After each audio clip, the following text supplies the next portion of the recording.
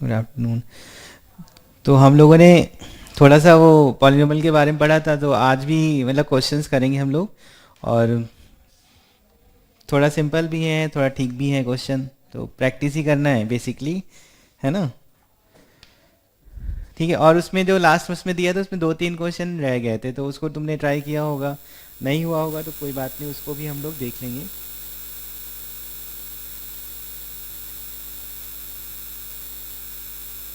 ठीक है। तो चलो फिर स्टार्ट करते हैं। बेसिक तो हमें पता ही है, अगर क्वाड्रेटिक हो या कोई भी हो तो क्वाड्रेटिक के लिए जब क्वाड्रेटिक की बात करते हैं तो नेचर ऑफ रूट्स की बात होती है, तो डी के बारे में देखते हैं, है ना। Sum of the roots, product of the root, ये सब हमें चीज़ें पता रहनी चाहिए। और पॉलिनोमियल में भी यही चीज़ है कि वो रिमाइंडर रिमाइंडर सारी चीज़ें, है ना, सब क्लियर होना चाहिए। ठीक है। तो चलो स्टार्ट करते हैं क्वेश्चन। ये पहला क्वेश्चन लिखा हुआ है, और इसको इसको करेंगे तो क्वाड्रेटिक का उसके हिसाब से पॉलिनोमियल जो है वो लीनियर, क्वाड्रेटिक या क्यूबिक ऐसा भी हुआ, है ना।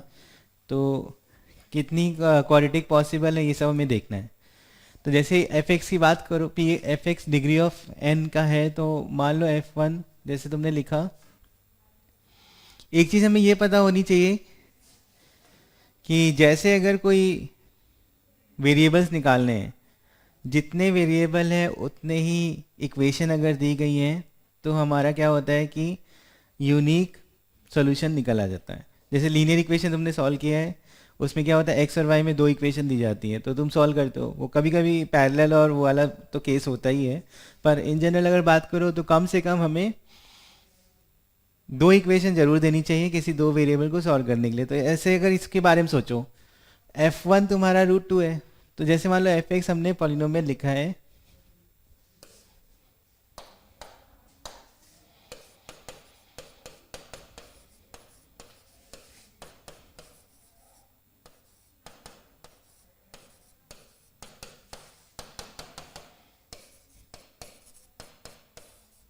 ये लिखा है। और ए वन मतलब ये सब कोफिशिएंट है, A N, A N minus one सब कोफिशिएंट है। तो ये ए वन और ए नॉट तक लिखा है। जैसे मान लो सिर्फ अगर लीनियर होता, है ना, यहाँ तक अगर मान लो अभी नहीं है, सिर्फ लीनियर है, तो सिर्फ लीनियर है तो कितने वहाँ पे वेरिएबल हो गए, ए वन और ए ज़ीरो हो गया। लीनियर के हिसाब से तुमने ये लिख दिया, a one x plus a naught, ऐसे लिख दिया। ठीक है। तो लीनियर के हिसाब से अभी लिखो, और अगर कांस्टेंट के हिसाब से भी सोच सकते हो तो कांस्टेंट के हिसाब से भी अभी देखो। ये कांस्टेंट मान लो पहले तुम्हारा ऐसा देखा, फिर तुमने इस तरह देखा, तो वो वाला तो नहीं हो सकता ना। वो इसलिए नहीं हो सकता क्योंकि एफ वन की वैल्यू रूट टू है ना। एफ वन की वैल्यू रूट टू है और एफ थ्री की वैल्यू रूट फाइव है। तो ऐसा ये तो कांस्टेंट पॉलिनोमियल होता है ना, तो ये तो नहीं हो सकता, ये वाली नहीं हो सकती। लीनियर के हिसाब से अगर ए वन और ए नॉट बस निकाल लो तो हो जाएगा हमारा। तो ए वन ए नॉट के लिए तुमने एक्स को वन रखा, तो यहाँ पे क्या मिलेगा, root two is equal to a one plus a two. और एफ थ्री मतलब एक्स की वैल्यू थ्री रखनी है यहाँ पे, तो एफ थ्री कितना हो जाएगा, रूट फाइव। तो यहाँ से ए वन ए टू में, यहाँ से ए वन ए टू में सिर्फ एक वैल्यू आएगी, है ना। देख लो कोई अगर ए वन ए टू को लीनियर इक्वेशन से हिसाब से देखो, तो ऐसा तो है नहीं कि दोनों के हिसाब से ए वन ए टू अपॉन मतलब इसका कोफिशिएंट अपॉन ये तो सेम है नहीं। तो इससे मतलब यहाँ पे क्या आएगा, unique solution a one a two का एक सोल्यूशन आएगा।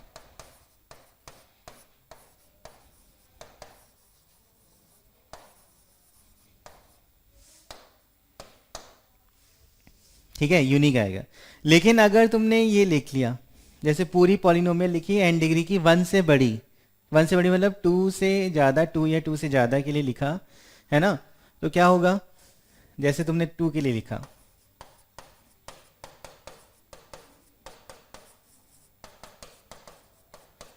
तो यहाँ पे 1 डालने पे क्या होगा, a2 plus a1 plus a0 is equal to आएगा √2। इधर क्या हो जाएगा, अगर 2 डालोगे 3 डालोगे तो 9।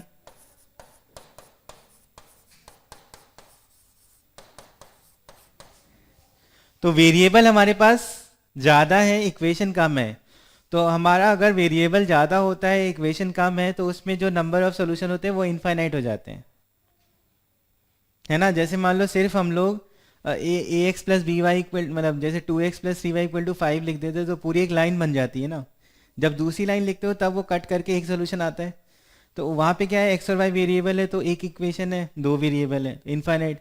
दो इक्वेशन ले आए, दो वेरिएबल है, तो यूनिक सोल्यूशन टाइप से मिलने लगता है। तो यहाँ पे क्या है, अगर तुम जैसे ही 2 के आगे गए तो ये भी इन सब की वैल्यू तो निकालनी है, तभी तो पॉलिनोमियल हम लोग पता चलेगा। तो देखो यहाँ पे 3 है, इक्वेशन कितनी मिल रही है, 2 है। तो मतलब यहाँ पे a2 a1 a0 की इनफाइनाइट वैल्यूज हो सकती हैं फिर। तो यहाँ अगर हम लोग n की वैल्यू 2 से ज़्यादा रखें तो सभी में यही चीज़ आने वाली है। यानी n की वैल्यू अगर 1 है तो एक सोल्यूशन मिलेगा, और अगर n के लिए 2 से ज़्यादा है तो इनफाइनाइटली मैनी सोल्यूशन होंगे। मतलब इसका आंसर हमारा डी हो गया। ठीक, समझ में आया। Yes sir. ठीक है, चलो नेक्स्ट करते हैं।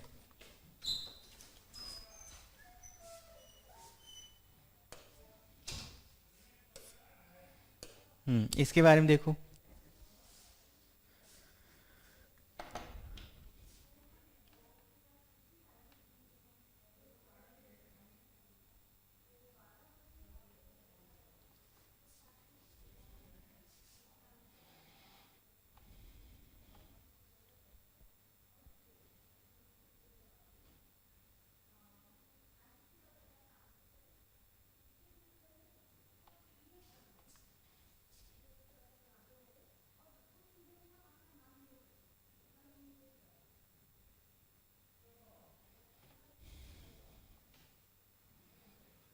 आ रहा है कुछ समझ में।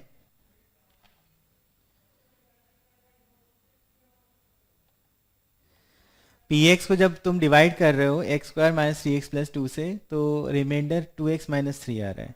ठीक है, तो अगर इसको यूक्लिड वाले से लिखना चाहो तो हम लोग लिख सकते हैं ना ऐसा, p x equal to x square minus 3x plus 2 से डिवाइड किया q x equal to plus reminder में क्या लिखेंगे हम लोग, 2x माइनस 3, ऐसा लिख सकते हैं। अब यहाँ पे अगर तुम देखो तो x इक्वल टू 1 रखने पे ये वाला टर्म पूरा 0 हो रहा है। हाँ ऋषित सही कह रहे हो, है ना। तो x इक्वल टू 1 रखने पे 0 हो रहा है, x इक्वल टू 2 रखने पे भी 0 हो रहा है। मतलब P1, ये वाला जो टर्म है P1 की वैल्यू अगर निकालो तो ये वाला टर्म 0 हो गया। इसमें क्या हो जाएगा, 2 इंटू 1 माइनस 3 मतलब -1। और अगर P2 निकालो ये वाला टर्म फिर से 0 हो जाएगा, क्योंकि यहाँ रखोगे तो 0 प्लस 2 इंटू 2,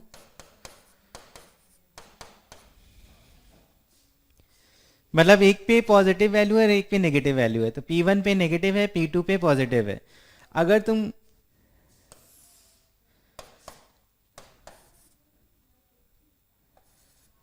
जैसे एक्स और वाई एक्सिस की बात करो, है ना, 1 पे वैल्यू नेगेटिव है, 2 पे पॉजिटिव है। अगर ये पॉइंट को ही तो मिलाते हो ग्राफ के लिए, अगर इसको तुम मिला दोगे तो एक्स एक्सिस पे कटोगे ना, मतलब बीच में एक जगह कट होगा। अगर तुम यहाँ से यहाँ पे जाना चाह रहे हो, और पॉलिनोमियल है, पॉलिनोमियल में पता है ऐसे ऐसे वो बनता है, अगर यहाँ से यहाँ तक जाना चाह रहे हो तो कम से कम ऐसा तो मिलना ही चाहिए। ज़्यादा भी हो सकता है, ऐसे बीच में ऐसे ऐसे हो सकता है ना। तो लेकिन यहाँ पे तो एक बार तो हमारा कट करेगा, इसके बीच माइनस से प्लस जा रहे हो, वैल्यू की बात है ना। तो इसमें तुम्हें क्या दिख रहा है कि ऑप्शन देखो, 0 से 3, मतलब 1 और 2 नहीं दिया, 0 और 3 दिया है। तो 0 से 3 के बीच में एक रूट हमारा मिल रहा है, कम से कम एक रूट तो रहेगा ही रहेगा। ठीक है, सेकेंड ऑप्शन गड़बड़ हो गया ना। थर्ड ऑप्शन में कि कह रहा है रियल रूट है, लेकिन हो भी सकता है नहीं भी हो सकता है, ऐसा नहीं है, होना ही है वो। सी भी गलत हो गया, और थर्ड तो नीड नॉट है, तो एक रियल रूट तो आ ही रहा है ना। इसका आंसर मतलब क्या हो गया, ए हो गया। सही है ना, ये ऐसे वाई वाई समझ के करो। मतलब अगर इसको तुमने वन रखा था तो वाई कोऑर्डिनेट कितना आ गया, -1, यानी 1, -1। और दूसरा क्या है, 2, 1। बस मिलाना है तो एक जगह मिलेगा। सही है ना। ठीक।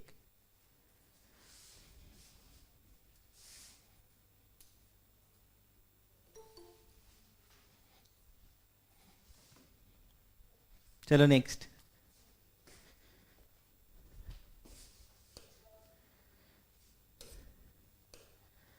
इसको देखो।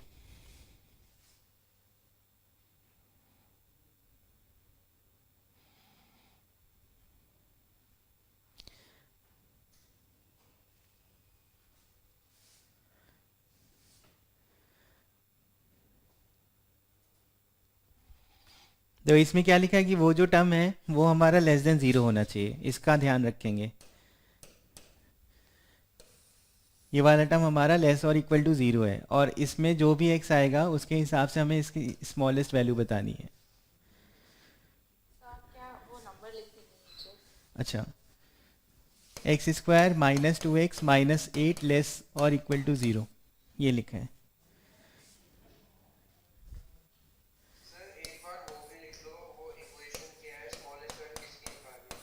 x² + 6x + 8। हम्म।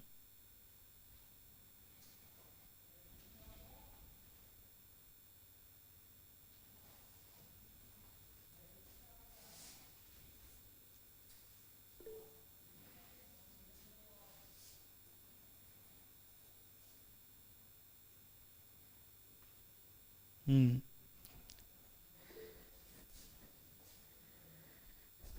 हाँ सही है। ठीक है। तनिष्क अर्नव, ठीक है। तो इसमें ना सबसे पहले तुमको वेवी कर्व वाली चीज़ देखनी पड़ेगी, मतलब इनइक्वालिटी सॉल्व करनी है ना, तो इसमें तुम्हें पहले इसको देखना चाहिए। और इसका तुम्हें अगर फैक्टर मिल गया, जैसे ये क्या हो जाएगा, x + x - 4 और x + 2, यानी x बिलोंग्स टू -2 से 4 हो गया ये। इस x की वजह से यहाँ पे हमको देखना है मिनिमम वैल्यू। ठीक है, इसको एक बार परफेक्ट स्क्वायर से सोचो।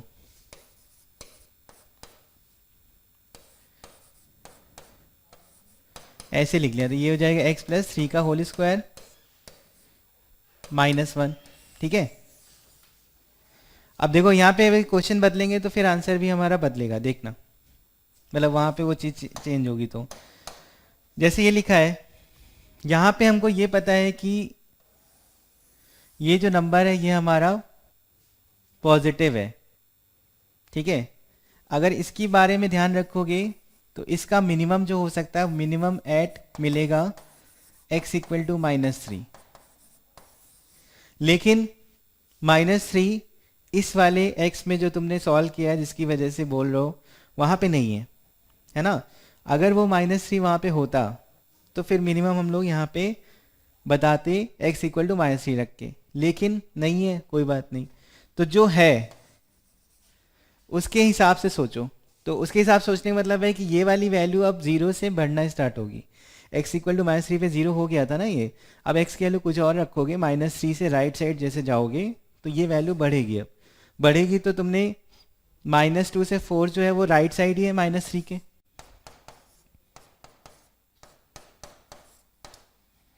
मतलब -3 पे तुम्हारा जीरो था तो उसकी वजह से तुम राइट में जा रहे हो। तो राइट, वैसे तो क्वाड्रेटिक का ग्राफ अगर पता है तो इसका आराम से सोचा जा सकता है कि -2 रखने पे ही होगा, है ना। तो नहीं पता तो अभी -3 पे ये वाली वैल्यू जीरो, तो राइट साइड जा रहे हो। राइट साइड जाने में वैल्यू जितना बढ़ाओगे उतना ही ये वैल्यू बढ़ेगी, तो कम से कम चाहिए। तो मिनिमम जो मिलेगा, मिनिमम हमारा मिलेगा एट x = -2 पे, उसके अकॉर्डिंग। तो यहाँ रखोगे तो आंसर क्या हो जाएगा, 0।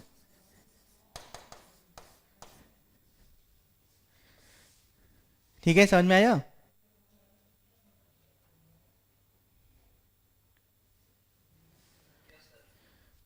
हाँ, अगर मान लो ऐसा कुछ होता यहाँ पे, अगर हम लोग बदल के लिखते, जैसे यहाँ पे थोड़ा सा चेंज करते हैं,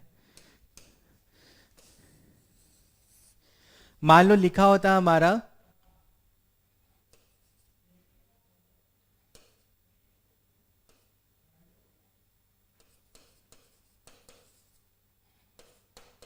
ऐसे होता, तो इसमें क्या लिखते फिर, x+4 और x-2 आता, है ना। अभी मिनिमम कहाँ पे मिलता इसका, इसका मिनिमम कहाँ मिलता अब, कहाँ पे, -3 पे मिलता, क्योंकि -3 पे तो ओवरऑल मिनिमम होने वाला है इसका, वो तो इसकी रेंज में नहीं था, इस वजह से -3 नहीं लिया। पर यहाँ पे अगर तुम देखो तो यहाँ पे है, यहाँ पे वो -3 उसके बीच में है। तो ऐसा मतलब सोचने वाली बात है कि ऐसा नहीं सोचा जाएगा कि बाउंड्री पॉइंट रखने पे ही मिनिमम है, इसके बारे में सोच के करना है हमें। तो वहाँ पे हमें -3 मिल रहा था, अगर यहाँ -3 रखते तो इसकी मिनिमम वैल्यू -1 हो जाती, लेकिन जो केस हमें दिया था उसके हिसाब से हमारा आंसर ए। ठीक है, समझ में आ गया। Yes sir. ठीक,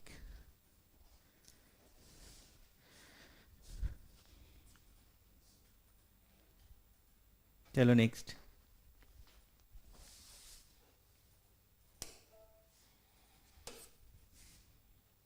ये सिंपल सा है, देखो सॉल्विंग करनी है बस।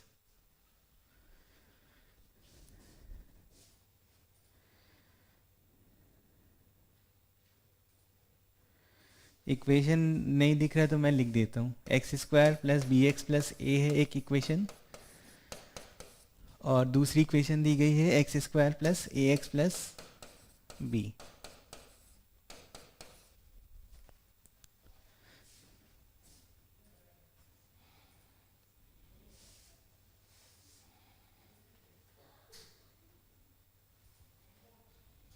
और लैंग्वेज से समझ में आ रहा है कि इसके जो इसके जो रूट्स हैं, इसके रूट से एक कम है इसके रूट्स, मतलब ठीक है, मतलब अगर इसके रूट्स अल्फा बीटा है तो इसके रूट्स है हमारे पास α-1 और β-1। अब तुम्हें a+b सॉल्व करना है तो ये हो जाना चाहिए आराम से।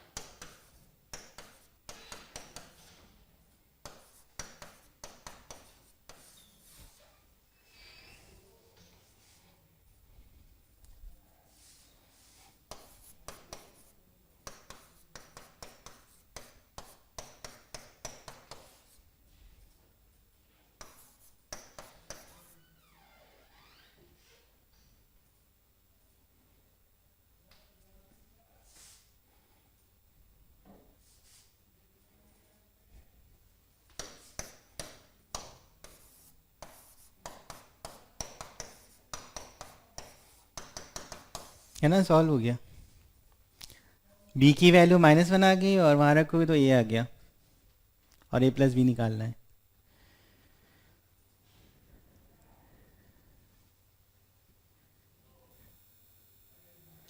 इसके रूट्स 1 < थे उससे, तो इसमें सम ऑफ द रूट्स लगा दिया और प्रोडक्ट ऑफ द रूट्स लगा दिया है।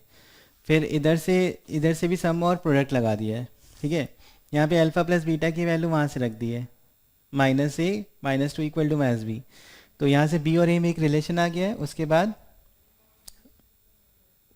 बाद यहाँ पे अल्फा बीटा हमारा b है, इसमें भी रख दिया, तो ये इक्वेशन b -1 आ गया, a -2 आ गया। ए माइनस थ्री आ गया, सॉरी। यहाँ पे रखेंगे तो -1 -2 इक्वल टू, तो ए की वैल्यू -3 आ गई। तो आंसर हमारा हो गया। ये सिंपल था, आराम से सॉल्विंग। हाँ, सी सी सी, ठीक है।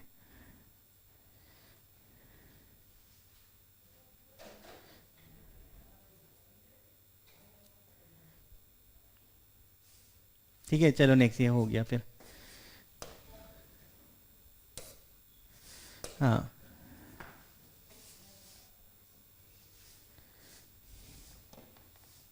इसको देखो।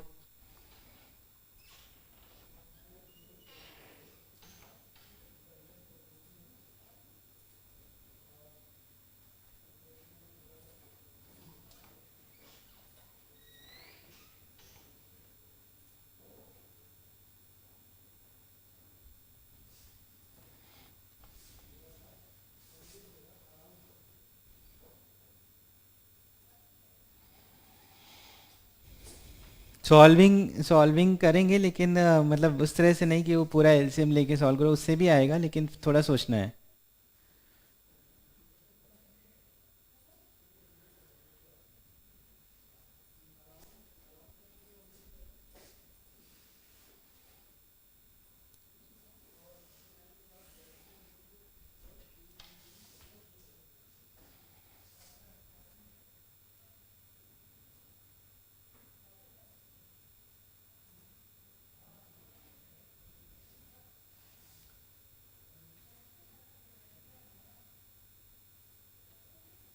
ठीक है, हार्दिक अर्नब तनिष, ठीक है।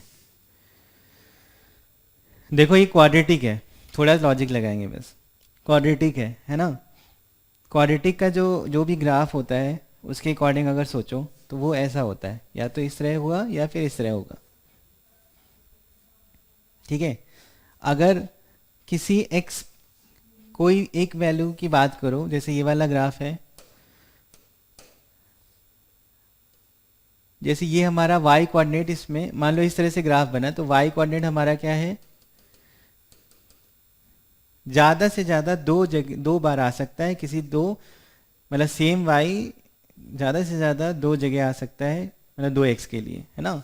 जैसे ये वाला मान लो कि तुम्हारा y1 है, तो ये हमारा x1 और x2 दो जगह आ सकता है। ऐसे मान लो कोई भी पॉइंट ले लो, एक y हमारा 2x पे आ सकता है मैक्सिमम। ठीक है, एक y हमारा 2x पे आ सकता है।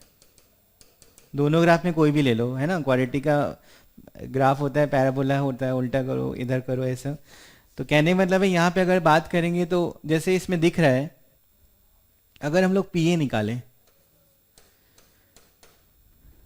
तो यहाँ पे a minus b, a minus c divide by a minus b, a minus c मतलब 1 आ जाएगा। और ये वाला टर्म तो a माइनस ए जीरो, इधर a माइनस ए जीरो, तो पी ए 1 आ गया, पी भी हमारा 1 आ गया, पी सी भी 1 आएगा देखो।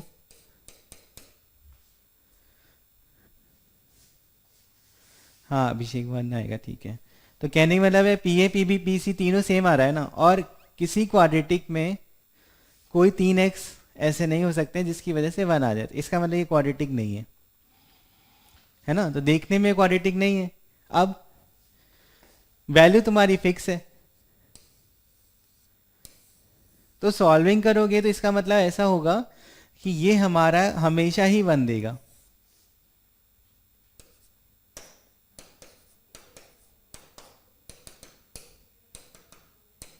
हमेशा ही 1 देगा, क्योंकि क्वाड्रेटिक होता, मतलब सॉल्विंग की बात है, सॉल्व करोगे तो हो जाएगा वो। क्वाड्रेटिक अगर पूरा सही से क्वाड्रेटिक बन रहा हो तो केवल दो वैल्यू होती जिस पे 1 आता। पर 3 आ रहा है यहाँ पे, रखने में 3 में दिख रहा है, इसका मतलब वो सॉल्व हो गया होगा। और सॉल्व हो गया होगा तो ये क्वाड्रेटिक नहीं होगा, ये नहीं होगा, क्योंकि इस पे तो हर एक वैल्यू पे अलग अलग आता है। जीरो तो है नहीं, बचा क्या, 1 ही होगा। यानी वो जो क्वाड्रेटिक है वो हमेशा ही 1 रहेगी। ठीक है।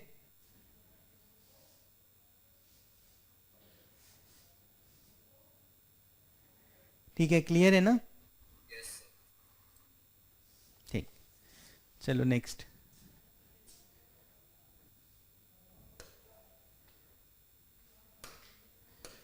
हाँ ये थोड़ा सा ठीक है, इसको देखो एक बार।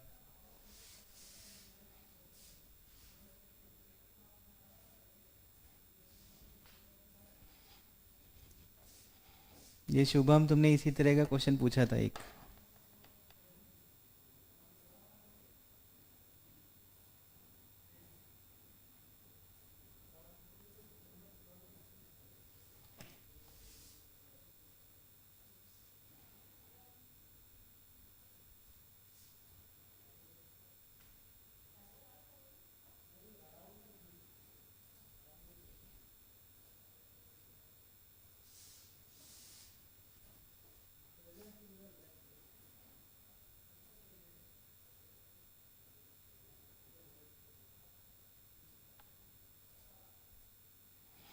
ये ऐसा है ना कि जो चीज़ें गिवन है उस पे पहले एक बार काम कर लो। जैसे F1 तुम्हें ज़ीरो दिया है, तो F1 ज़ीरो का मतलब है,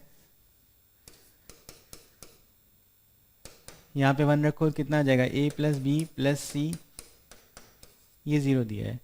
उसके बाद F6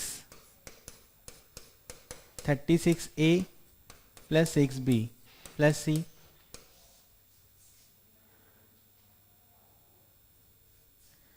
ये इसकी वैल्यू दी गई है 40 से 50 के बीच में। ठीक है, अभी लिखते हैं। F7 49A, ये लिखा है। तो F6 और F7 पे कंडीशन लगाएंगे जो दी हुई है, उसके बाद फिर कुछ हमारा निकलेगा। और हमें पता है ABC इंटीजर्स है। F6 हमारा कितना है, 36,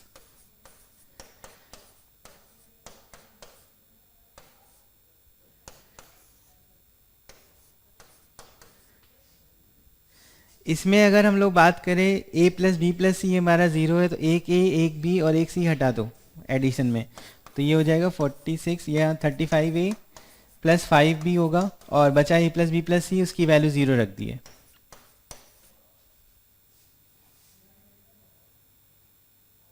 है ना। अब 5 से पहले देखो यहाँ पे क्या दिया था, F1 तुम्हें ज़ीरो दिया है, वो लिखा कंडीशन है ना। F6 की बात हो रही है, तो F6 में यहाँ पे 6 रख दिया है, फिर F7 वाले में 7 रख दिया उसमें, तो ये लिखा है।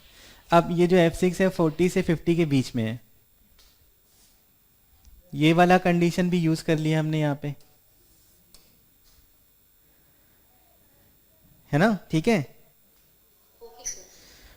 उसके बाद ये चीज़ बनी है, तो अभी इसमें अगर 5 से डिवाइड हो रहा है तो कर लो, 8 हो जाएगा, 7A,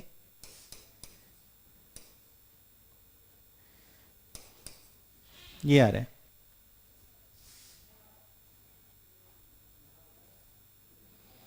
अब A और B इंटीजर है, तो इसका मतलब 7A+B क्या होगा,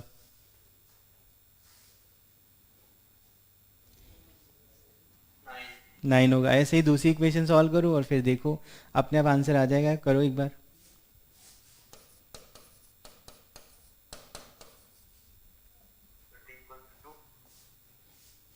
कितना, टी की वैल्यू 2, 2 नहीं है शायद।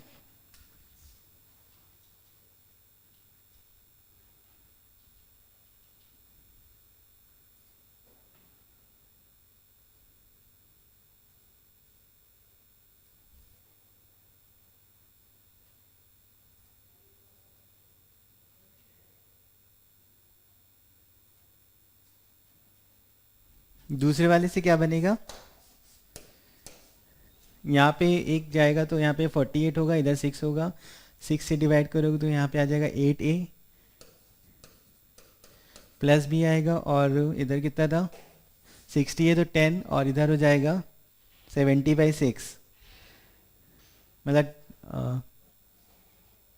11 पॉइंट कुछ आएगा। तो ये जो वैल्यू आएगी वो 10 से 11 पॉइंट कुछ होगा, तो यानी इसकी वैल्यू 11 आएगी। बताइए ठीक है।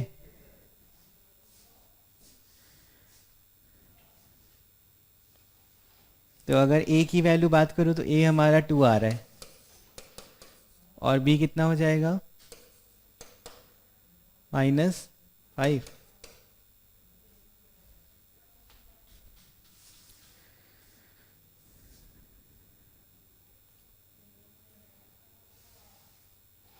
और फिर हमें क्या निकालना है, F50 निकालना है, तो F50 रख दो वहाँ पे।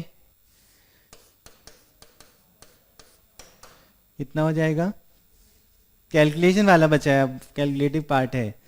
तो 50 का स्क्वायर करोगे 2500 इंटू 2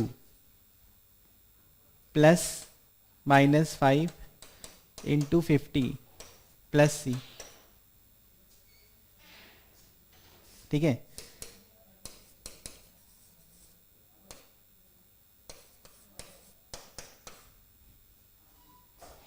ABC पहले एक हटा दो, वो ज़्यादा अच्छा है ना, क्योंकि वो C की वैल्यू फिर A और B रखोगे। वैसे तो रख सकते हो, C की वैल्यू कितनी है, -A -B है, और A कितना है, -2 + 5 हो जाएगा। C की वैल्यू है 3, रख दो वहाँ पे।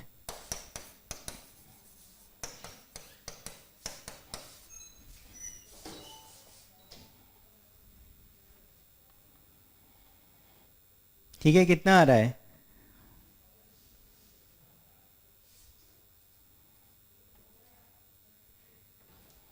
750 + 250, तो 4753।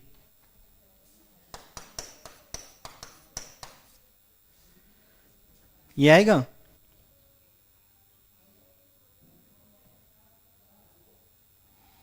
अब वो F50 की वैल्यू देखनी है, 1000t, और t+1, t हमारा इंटीजर है, तो t कितना होना चाहिए, देख लो कितना होगा।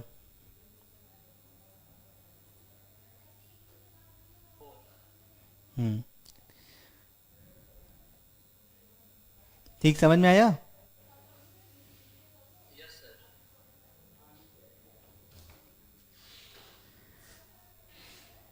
4000 से 5000 के बीच में है ये।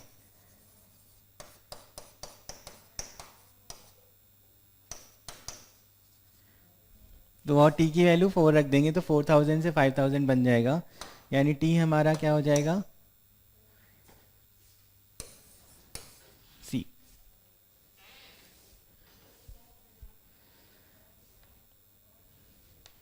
ठीक है, शुभम सेम ऐसा ही क्वेश्चन था वो वाला भी ना।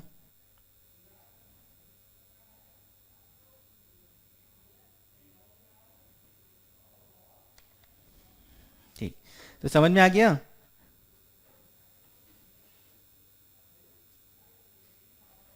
हाँ,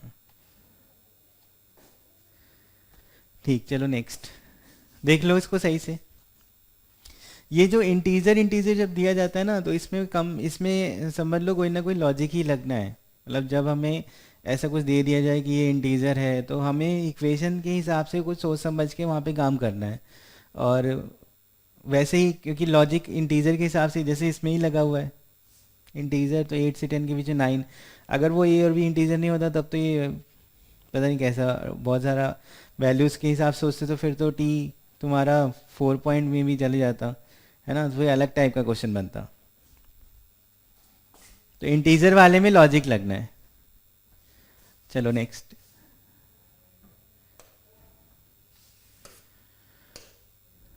हाँ, ये सिंपल है, जल्दी हो जाएगा, देखो।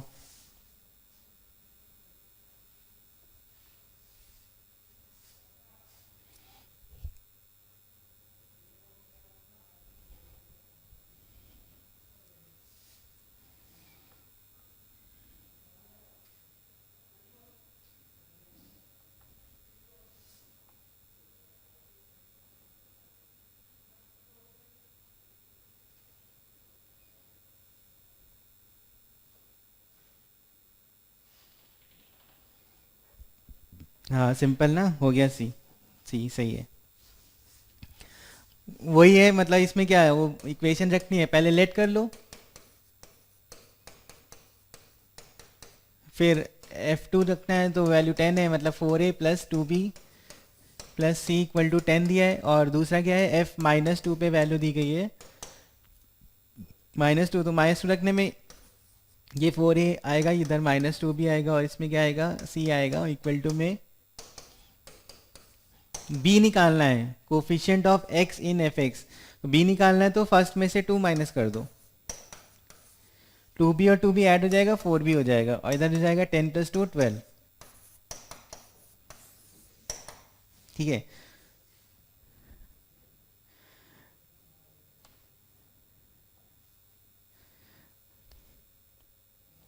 ठीक है, मतलब कुछ कुछ एक दो क्वेश्चन सिंपल भी आते हैं, तो ये उन्हीं में से है, और कुछ क्वेश्चन में थोड़ा सोचना पड़ता है, वो पीछे वालों में से था। ठीक, चलो ये वाला हो गया ना, ये तो हो गया सिंपल। नेक्स्ट।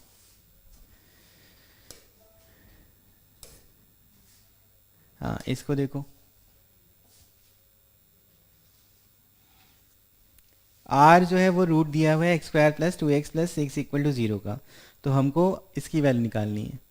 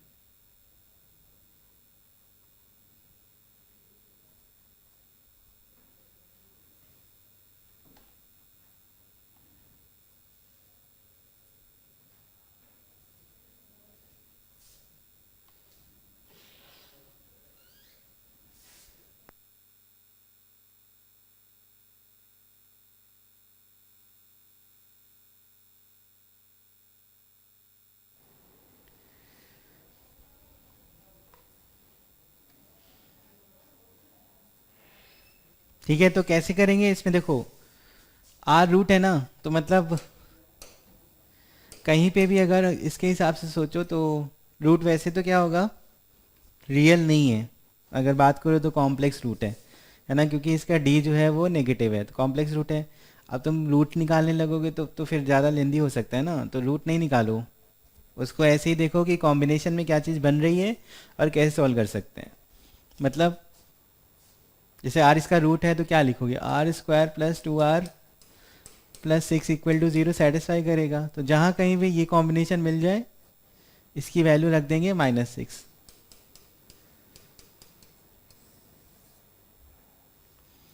वरना क्या होगा, फिर रूट निकालोगे और फिर तुम वहाँ पे वैल्यू रखोगे, हालांकि सॉल्विंग हो जाएगी, पर ऐसे सोचो तो इसके हिसाब से बाद में अगर कभी आर बचा तो फिर रूट निकाला जाएगा, लेकिन अगर आर नहीं बचा तो कोई दिक्कत ही नहीं है।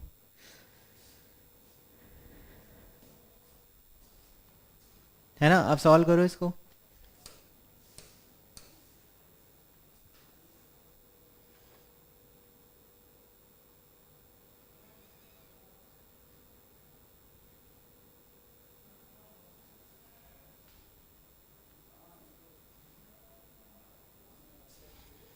ये ऐसे कर लेंगे ना, ये पहले वाला जो दो टर्म है उसके हिसाब से are square plus 5r plus 6 हो जाएगा, ये वाला हो जाएगा are square plus 9r plus 20।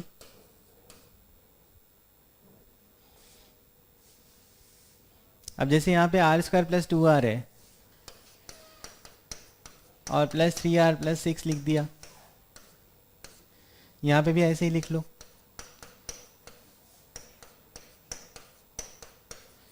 बस सॉल्विंग करो, अब देखो आ जाएगा। उसकी value are square plus 2r की वैल्यू रखो 6, और हाँ शुभम, ठीक।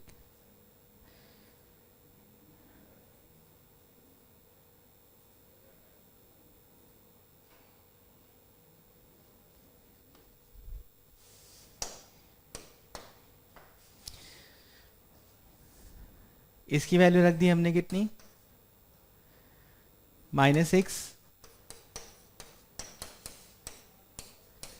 -6 प्लस 7r प्लस 20, तो ये हो गया 3r इंटू 7r प्लस 14।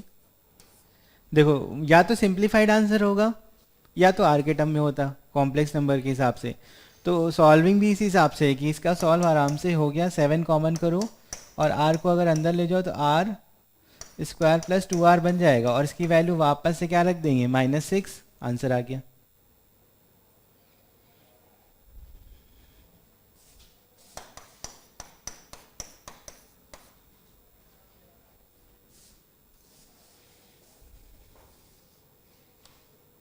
ठीक है। अगर मान लो कुछ और कॉम्बिनेशन होता तो फिर वहाँ पे हो सकता है बीच यहाँ पे आर फंस गया होता, तो उसमें फिर तुम्हें निकालना ही पड़ता। तो अगर नहीं फंसा है, आराम से लास्ट में आर स्क्वायर प्लस 2r बना है तो -6, नहीं अगर मान लो फंस गया होता तो आर के टर्म में आंसर होता, फिर वो तो फिर अलग अलग चीज़ें हैं। लेकिन सॉल्विंग का हिसाब यही ऐसे ही करेंगे फिर। ठीक है, इसका आंसर -126।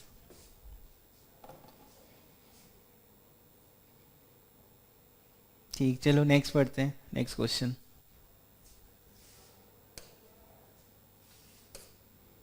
हम्म, इसके बारे में देखो।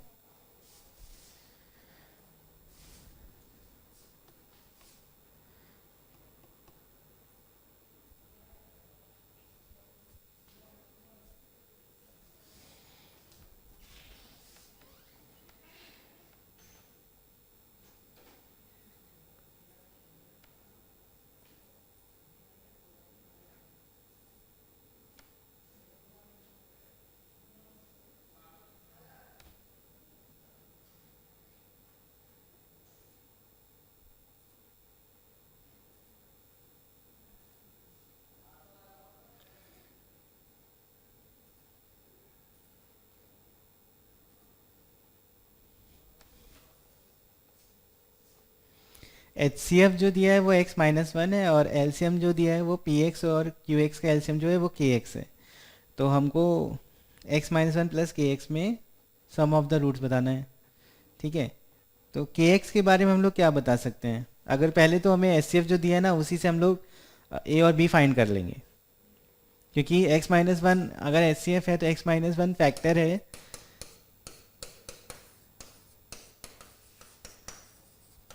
इसका फैक्टर है और इसका भी है। तो यहाँ से, क्योंकि अगर x के लिए 1 रख दोगे तो ऊपर वाला टर्म फैक्टर है, तो x इक्वल टू 1 रखने पे 0 हो जाएगा, और नीचे ये भी x इक्वल टू 1 रखने पे 0 हो जाएगा। इसका मतलब a की वैल्यू कितनी आ जानी चाहिए? 4 आनी चाहिए, और b की वैल्यू कितनी हो जाएगी? 2 आनी चाहिए। देखते हैं, है ना। तो यहाँ पे 1 रखने पे 1 - 5 प्लस a, तो a की वैल्यू 4 हो गई और b की वैल्यू 2 हो गई। अब जैसे तुमने कहा कि ये दो है हमारे पास, x² - 5x प्लस 4 और x² - 3x plus 2, x - 1 x - 4, x - 1 x - 2, तो दोनों का HCF x-1 है। LCM कैसे निकालते हैं? LCM भी हम लोग जान लेते हैं, x - 1 x - 4 x - 2 होगा LCM।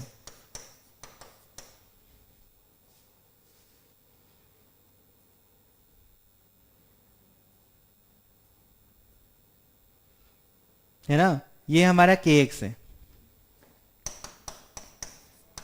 KX प्लस x - 1 करेंगे तो x - 1 x - 4 x - 2 plus x - 1,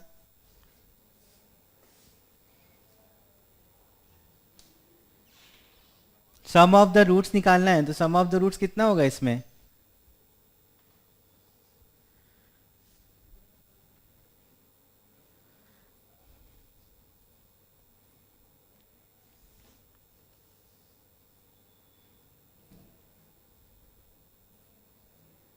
Rishit और गरिमा देख लो एक बार, सही है?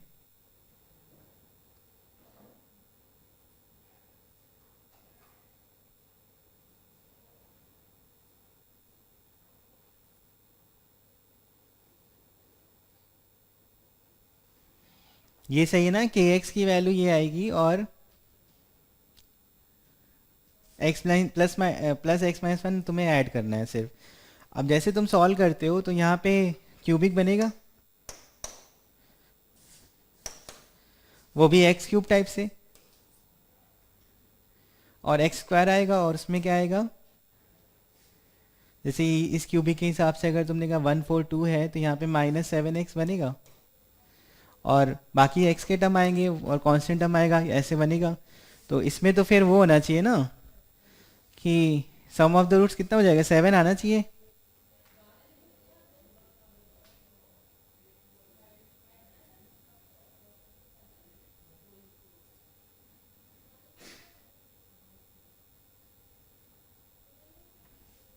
है ना, सही है ना, 7 आना चाहिए, 4 नहीं और 5 नहीं।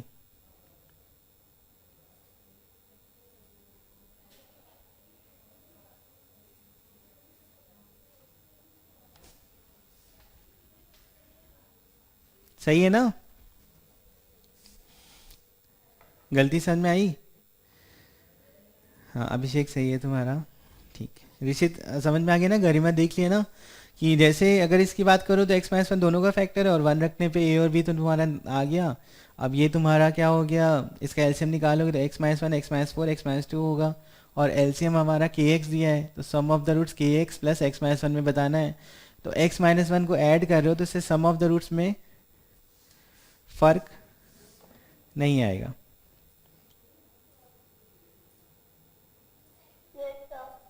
हम्म, सर मैंने ये सोच के किया था कि मतलब x माइनस वन को अगर कॉमन ले लें अगर के x plus x minus one में, तो आ जाएगा x minus one into x square minus six x plus nine.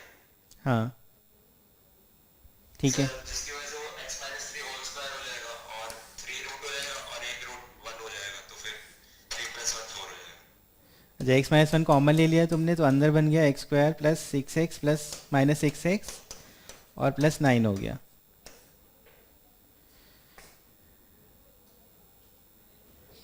ठीक है,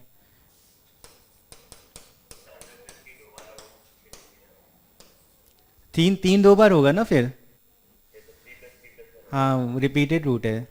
ठीक है, तो समझ में आ गया ना 7 फिर। चलो आगे।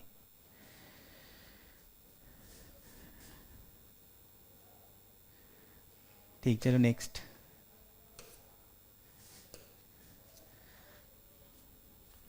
Common root. अच्छा कॉमन रूट हम लोग को निकालना पड़ता है पहले, और अगर वो निकल आता है तो फिर उसके हिसाब से फिर एफ एक्स प्लस और हमको ये निकालना पड़ेगा, है ना। तो कॉमन रूट का मतलब होता है कि एक इक्वेशन तुम्हारी अगर ये है ए एक्स प्लस टू और इक्वल टू ज़ीरो, और दूसरा x² plus 2x plus a equal to zero.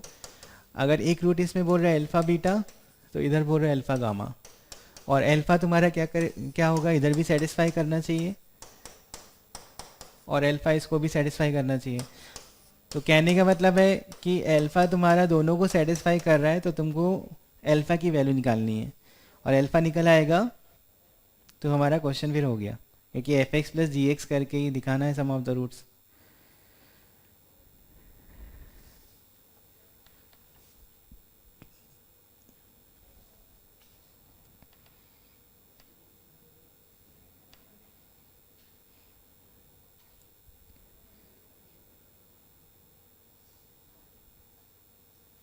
ठीक है, सॉल्व करो, अल्फ़ा की वैल्यू बस निकल आए, काम हो गया फिर।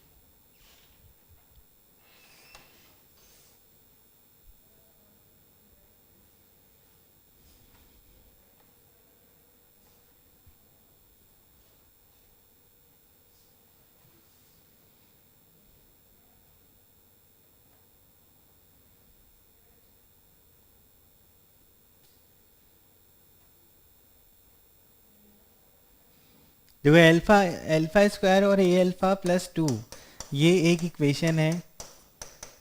दूसरा alpha square plus two alpha plus a, ये दूसरी इक्वेशन है।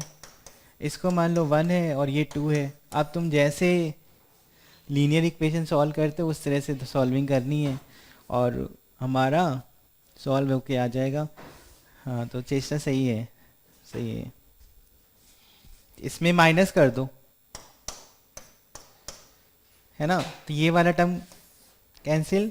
इधर क्या हो जाएगा, a minus two alpha plus two minus a equal to zero हो जाएगा। अब उसमें अगर बात करो, ए माइनस टू कॉमन हो सकता है, लेकिन ये टू माइनस ए लिखा है, तो ए माइनस टू और एल्फ़ा माइनस वन आएगा। अब ए की वैल्यू टू नहीं हो सकती, है ना, क्योंकि क्योंकि क्या है कि अगर टू रख दिया ए की वैल्यू तो दोनों पॉलिनोमियल हमारी सेम हो जाएगी, और उसमें लिखा है डिस्टिंक्ट पॉलिनोमियल, तो एक जो ए इक्वल टू टू वाला केस था वो हट गया। ठीक है, तो क्या बचा, सिर्फ एल्फा इक्वल टू वन, यानी एल्फा हमारा वन होगा। ए की वैल्यू टू नहीं हो सकती, एल्फा हमारा वन होगा मतलब। अब अगर एल्फा वन है तो किसी भी इक्वेशन में रख दो, सेटिस्फाई कर रहा है ना, ये तो जीरो हो रहा है, तो वन प्लस, यानी ए की वैल्यू आ गई माइनस थ्री। और f x plus g x करना है तुम्हें, तो एफ एक्स कितना हो जाएगा, x square minus three x plus two, और x square plus two x minus three, तो हो जाएगा two x square minus x minus one. Sum of the roots निकालोगे, इसमें alpha one plus beta one अगर लिखोगे तो माइनस बी बाई ए से वन बाई टू, आंसर आ गया। सी सही है।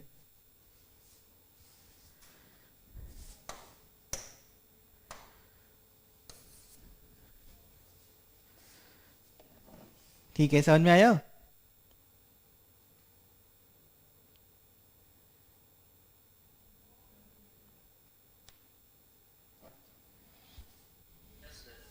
हम्म चलो नेक्स्ट करते हैं फटाफट। तो इसमें बस कुछ करना नहीं था, इसमें क्या है कि दोनों में अल्फा सेटिस्फाई कर रहा है, फिर अल्फा निकाला हमने तो अल्फा की वैल्यू वन आ गई, वन किसी भी इक्वेशन में रख दिया, वहाँ से ए आ गया, ए आ गया तो उसके बाद हमें एफ एक्स और जी एक्स पता चल गया, दोनों को ऐड कर दिया, सम ऑफ द रूट्स निकाल लिया। ठीक है, चलो नेक्स्ट।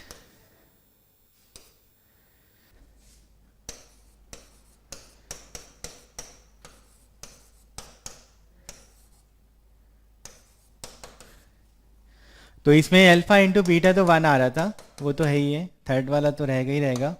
बाकी बचा डी की बात कर रहे थे हम लोग, तो 49n minus b square minus four इसी करोगे तो ये आ जाएगा। ठीक है, अब n कॉमन करके 49 माइनस फोर एन,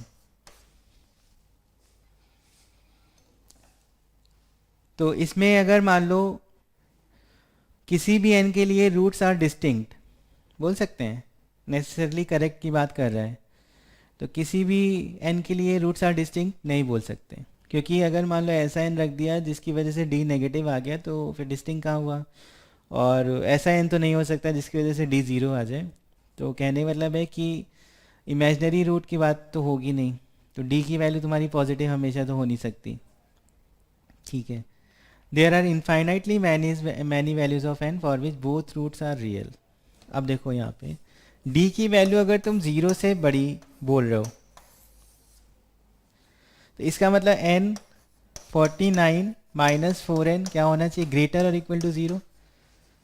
और फिर इसको तुम उस तरह भी सोच सकते हो कि ये तुम्हें पॉजिटिव चाहिए, तो n की वैल्यू इतना तो नहीं बढ़ा सकते ना, यहाँ 49 से ज़्यादा आ जाए, और 49 मतलब 49/4 से ज़्यादा तो जा नहीं सकते, और ज़ीरो से पीछे नहीं जा सकते, यानी n की वैल्यू क्या हो जाएगी,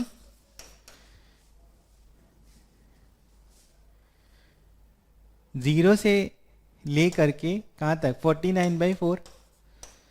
लेकिन ध्यान रखना अभी n इंटीजर की बात है, ये तो हमने ऐसे ही लिखा है जिसमें बोला कि ऐसे अगर कर लो तो चलेगा, है ना, ऐसे कर लो तो चलेगा, लेकिन n इंटीजर है, पॉजिटिव इंटीजर, इसका मतलब n की वैल्यू अगर n पॉजिटिव इंटीजर है तो n क्या क्या हो सकता है फिर, n हमारा हो सकता है 1 2 3 4 5 6 7 8 9 10 11 12, ये हो सकता है ना, तो केवल थर्ड सही है, हाँ अभिषेक सही है ना, थर्ड सही है केवल।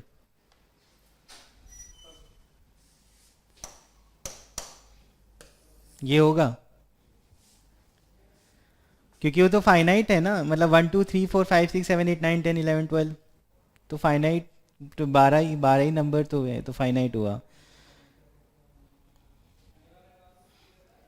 ठीक है, उसके आगे तो जा नहीं सकते क्योंकि उसकी वजह से डी फिर नेगेटिव आने लगेगा। तो अगर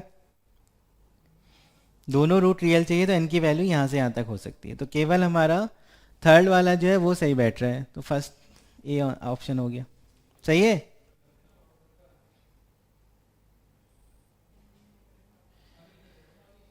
ठीक है, क्लियर है ना।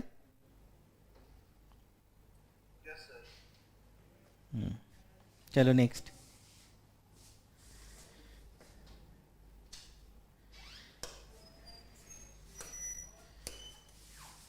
ये वाला सॉल्व करो, लिख देता हूँ सही से अगर नहीं दिख रहा है।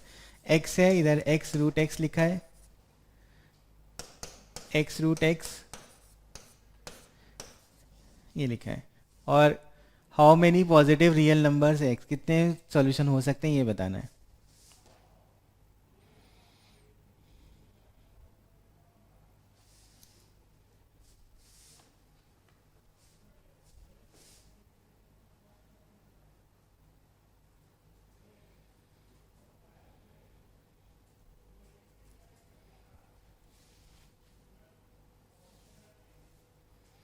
अब ये क्वाड्रेटिक का नहीं, ये सिंपल सॉल्विंग का है ना, जैसे अलजेब्रिक इक्वेशंस होती हैं उसी तरह देखना है तुम्हें। तो देखो एक बार करता हूँ मैं।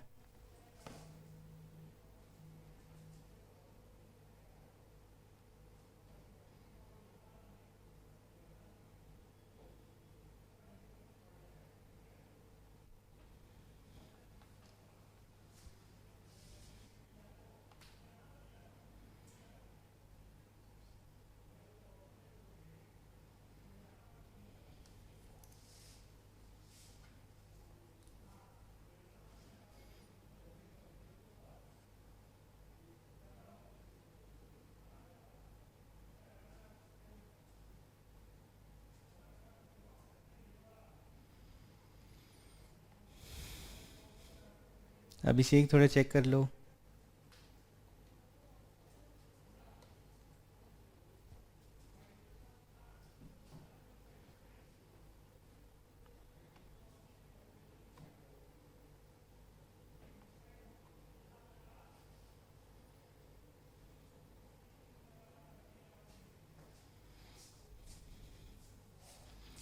देखो ये ऐसा है ना एक्स, और यहाँ पे क्या लिखा है, एक्स रूट एक्स का मतलब क्या होगा, एक्स की पावर 3/2, 1+12। और इधर क्या लिखा है, एक्स की पावर 3/2 की पावर एक्स, ये हमारा लिखा हुआ है। इसका मतलब इधर तो तुम सीधे लिख सकते हो ऐसे, ये लिखा है।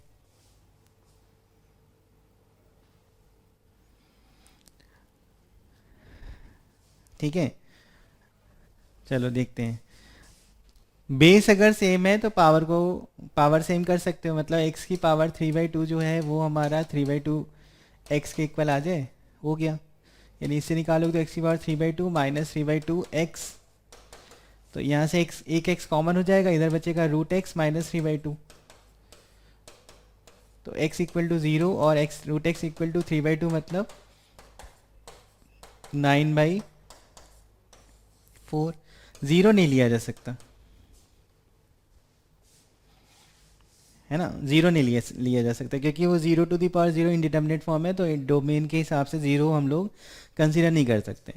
तो ये हमारा एक आंसर हो गया। अच्छा, दूसरा क्या होता है कि पावर अगर कुछ भी हो, पावर कुछ भी हो, बेस में अगर 1 है ना, पावर कुछ भी हो बेस में अगर 1 है तो भी तुम्हारा इक्वल तो होता ही है। अगर हमारा पावर कुछ भी हो, मतलब अगर ये वाला बेस 1 हो जाए तो भी सही है, 1 की पावर में कुछ भी लिखो। तो दूसरा जो केस है, केस अगर 2 मान लो, ये केस 1 था, पावर पावर सेम कर दिया, केस 2 में बेस सेम कर दिया, तो बेस सेम में भी बेस इक्वल टू 1, तो यानी एक्स की वैल्यू 1 हो सकती है। तो एक आंसर 1 हुआ, दूसरा आंसर 9/4 हुआ। हाँ बी सही है ना। 1 वाला छूट जाता है क्योंकि पावर वाला करते करते वो 9/4 तो हो गया, है ना। तो 1 को भी थोड़ा ध्यान रखना। ठीक, चलो हो गया अगला क्वेश्चन। नेक्स्ट करते हैं।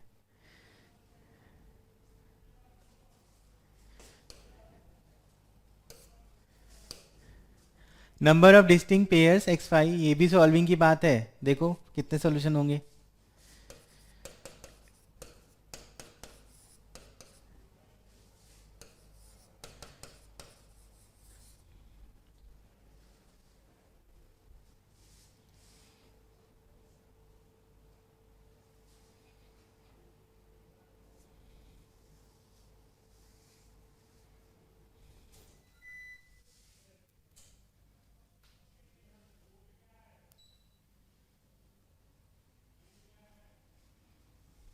दो इक्वेशन है और एक्स और वाई सॉल्व करना है।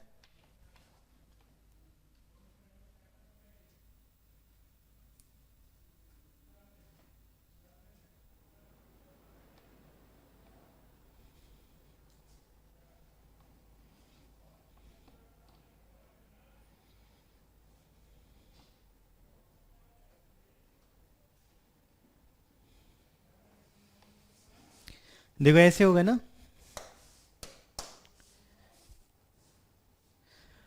ये जो वाई इसको कट मत कर देना, है ना। कट करोगे तो गड़बड़ हो जाएगा। एक साइड ले आओ, वाई कॉमन कर लो। यहाँ से क्या हो सकता है, y इक्वल टू 0 हो सकता है, या फिर 1 - 2x इक्वल टू 0 हो सकता है। अगर y 0 हुआ तो x इक्वल टू क्या हो जाएगा, x³ आ जाएगा। इससे तुम्हारा अगर सॉल्व करोगे तो x इक्वल टू एक साइड ले जाओ तो x इक्वल टू आएगा 0, 1 और -1। ठीक है, मतलब इसको ऐसे ले गए, x³ माइनस x कॉमन और x-1 x+1 ऐसे बन जाएगा। तो फैक्टर के हिसाब से 0, 1 और -1 हो गया। तो यानी अगर डिस्टिंक्ट रूट की बात करो, मतलब डिस्टिंक्ट पेयर की बात करो, तो 0 0, ये y इक्वल टू 0 की वजह से है 0 1, ये 3 पेयर ये हो गए। अच्छा, अब x इक्वल टू हाफ की बात करेंगे।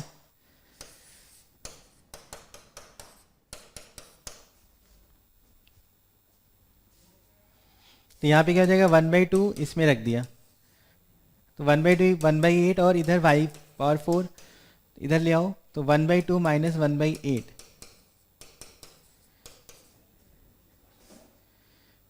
ठीक है, 3/8 हो गया। ठीक है, स्क्वायर किया तो y² इक्वल टू हो जाएगा, मतलब स्क्वायर रूट लिया तो y² इक्वल टू +- √3/4। अब y² इक्वल टू माइनस नहीं हो सकता, तो ये √3/4 लिखा। फिर एक बार और लिया है तो y प्लस माइनस ये हो गया, √3/4 नहीं है, 2√2 होगा वो।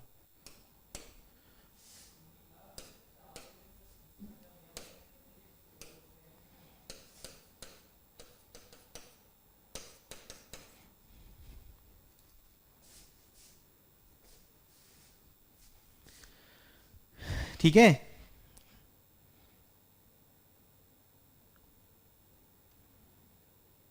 तो इससे इससे दो सॉल्यूशन आ गए, एक तो 1/2 कॉमा,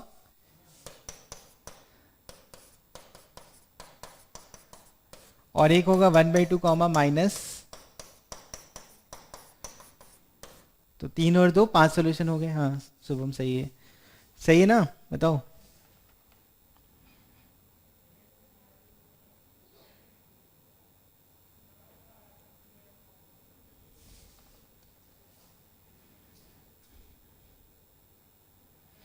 इसमें गलती क्या होती है ना, वो y कट कर देते, तो फिर वो y की वजह से 1 x इक्वल टू हाफ की वजह से वहाँ तुम सॉल्यूशन लिखते।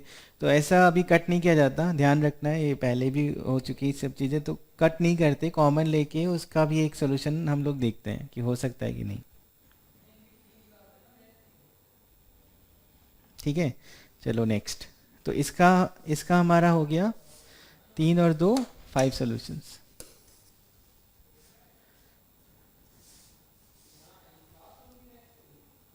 ठीक है, चलो आगे। हाँ ये देखो, ये आया हुआ क्वेश्चंस हैं, मतलब कुछ एक इसमें आए हुए भी हैं, तो ये वाला आया हुआ है। एक इक्वेशन में एक से ज़्यादा वेरिएबल हैं और हमको सॉल्व करने के लिए बोल रहा है, तो इनफाइनाइट भी होता है, और लेकिन कहीं पे अगर लॉजिक लग रहा है तो लॉजिक लगा के हम लोग देखते हैं, है ना, वो इन जनरल केस था। पर अगर ऐसा कुछ हो जाए, एक इक्वेशन में कई वेरिएबल है, तो लॉजिक लगेगा। तो अब तुम यहाँ पे समझो कि कैसे लगने वाला। ये हमारे पास इक्वेशन लिखी हुई है,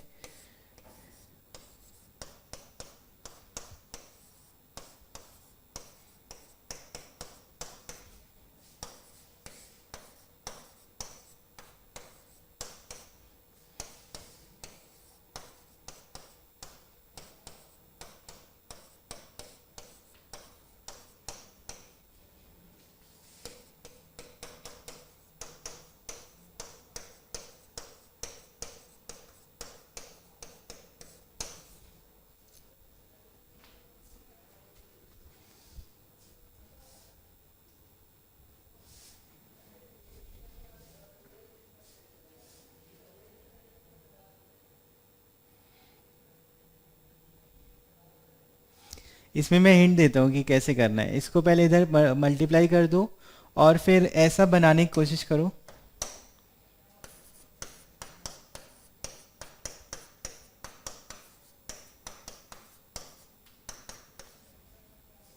इस तरह से।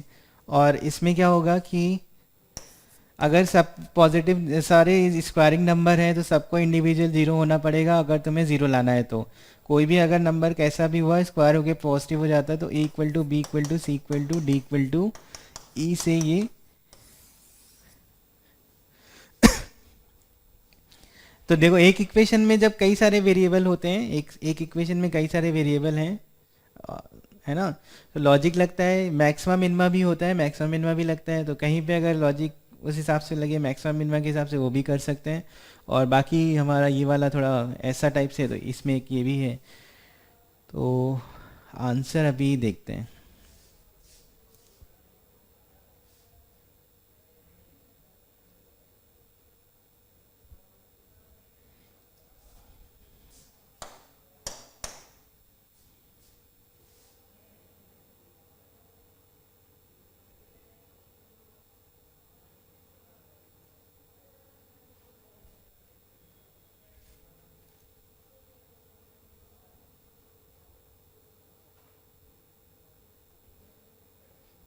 फिफ 55 ही आएगा शायद, हाँ। देखो इसको बनाते हैं।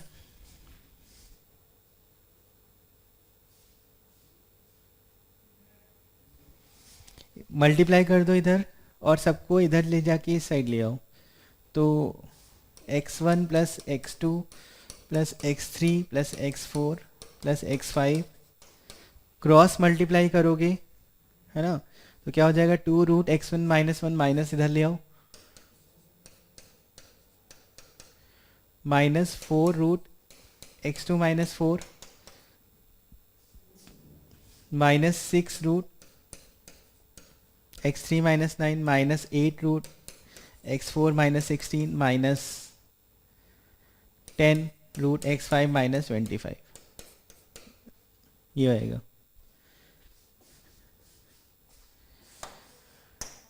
अब देखो यहाँ पे तुम्हें x1 और ये 2ab टाइप से मिल रहा है, लेकिन यहाँ पे -1 +1 चाहिए हमें, तभी तुम ऐसे लिख सकते हो। तो हमने लिखा है यहाँ पे रूट x1 -1 का होल स्क्वायर, तो +1 और लिखना पड़ेगा ऐसे, है ना। तो बैलेंस है ना ये -1 +1, और -2 रूट x1 -1।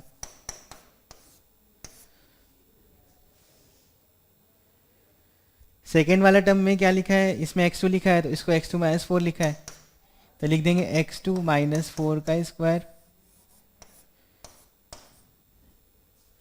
तो +4 चाहिए हमें, -4 रूट x2 -4। देखो ऐसे लिख सकते हैं ना, तो ऐसे क्या है, हर एक टर्म हम लोग ऐसे बना लेंगे। तो हर एक टर्म में अभी देखो कैसे बन रहा है। यहाँ पे क्या हो गया, यहाँ पे हमारा हो गया अंडर रूट x1 - 1 - 1 का होल स्क्वायर पहला टर्म, प्लस x2 - 4 -2 का होल स्क्वायर दूसरा टर्म, प्लस हर देखो सब चीज़ बैलेंस है, मतलब कुछ ऐड सब्ट्रैक्ट दोनों चीज़ कर रहे हो तो अपने आप वो पूरी इक्वेशन बनती जा रही है। तीसरा होगा अंडर रूट x3 - 9 - 3 का होल स्क्वायर।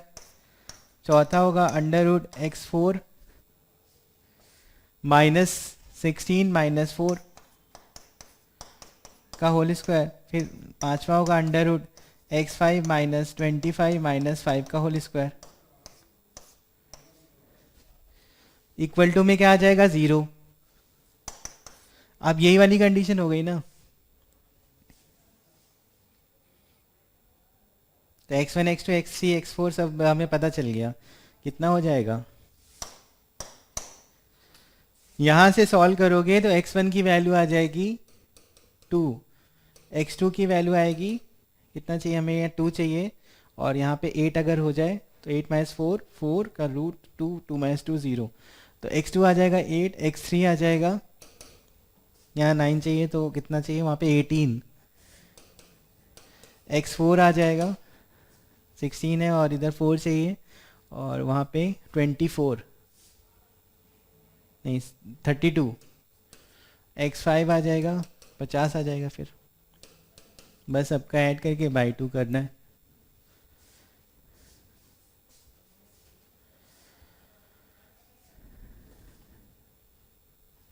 ये अभिषेक सही है।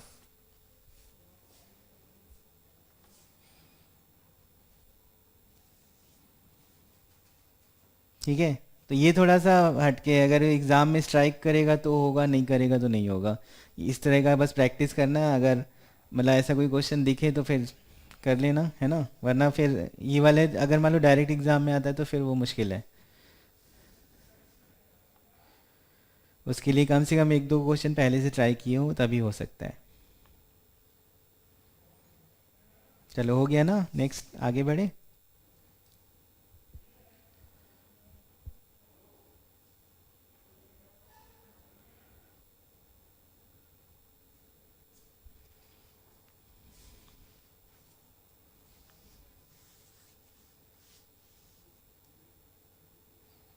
ठीक है, चलो नेक्स्ट।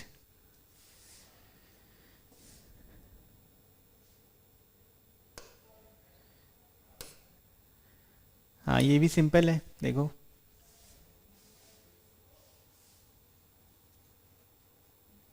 ये तो हो जाएगा आराम से।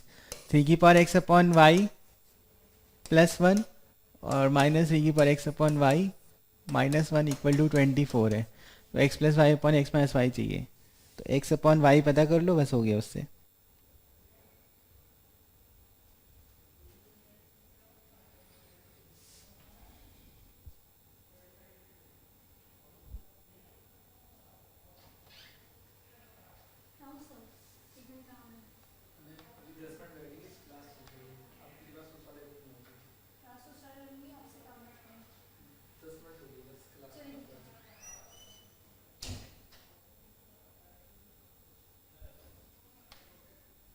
हम्म, सही है ऋषित, ठीक है।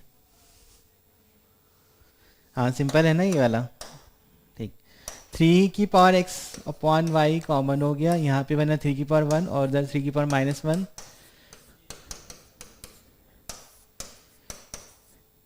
8/3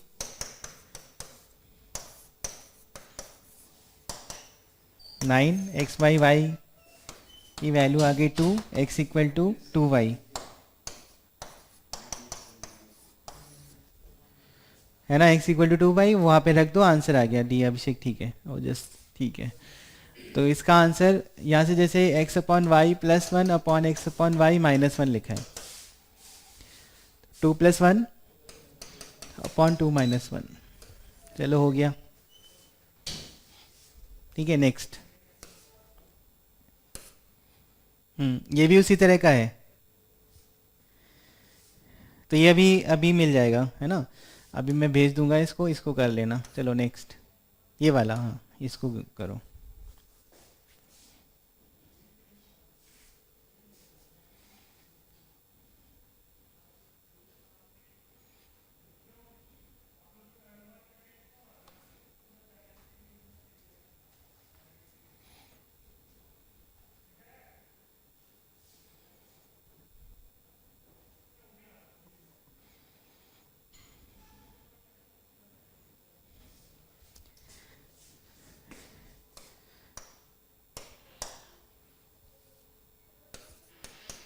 ऐसा कुछ है, ए प्लस बी प्लस सी 7 है और 1/a plus 1/b plus 1/c equal to 9 है। तो तुमको निकालना है, उसको ए बी सी मान लिया है, एक्स अपॉन वाई को ए मान लिया है, ऐसे तुमको निकालना है ए क्यू प्लस 3। अब देखो यहाँ पे ए बी सी की वैल्यू 1 है, अगर तुमने जैसे माना है, मान लो मैंने ऐसे लिखा है, तो ए बी सी यहाँ पे 1 है। तो एक तरीके से तुम्हें इसके बारे में लिखना है, इसकी वैल्यू तुम्हें चाहिए।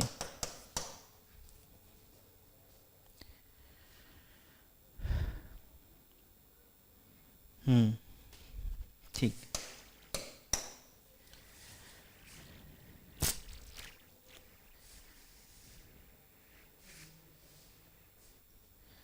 है ना। तो a plus b plus c, इसकी वैल्यू क्या होती है, a plus b plus c a square plus b square plus c square minus a b minus minus सी,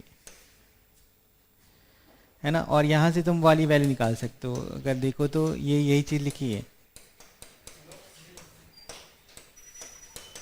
ये वैल्यू 1 है, तो a p plus b c plus c कितना 9 हो जाएगा, ये 7 हो गया। इसकी वैल्यू और निकालना है, तो इसको लिख सकते हो ए प्लस बी प्लस सी का होल स्क्वायर माइनस 2 टाइम्स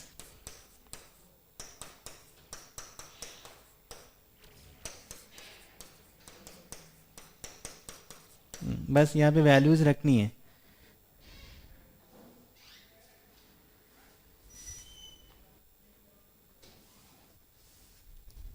ठीक है, तो ये आ जाएगा फिर 81 माइनस इसकी वैल्यू कितनी है 3 × 9, ए प्लस बी प्लस सी 7 था, सॉरी, ये हमारा 49 है,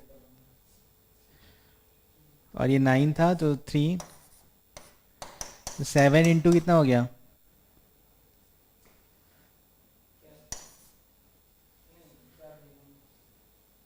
ये 7 × 22 आंसर हो गया। ठीक है, समझ में आ गया। चलो इसमें कुछ और क्वेश्चन है तो वो मैं भेज दूंगा और उसको करना। ठीक है, बाकी फिर और भी क्वेश्चन होंगे तो उसको मैं भेज दूंगा, उसको भी करना। ठीक है, चलो इतना ही रखते हैं।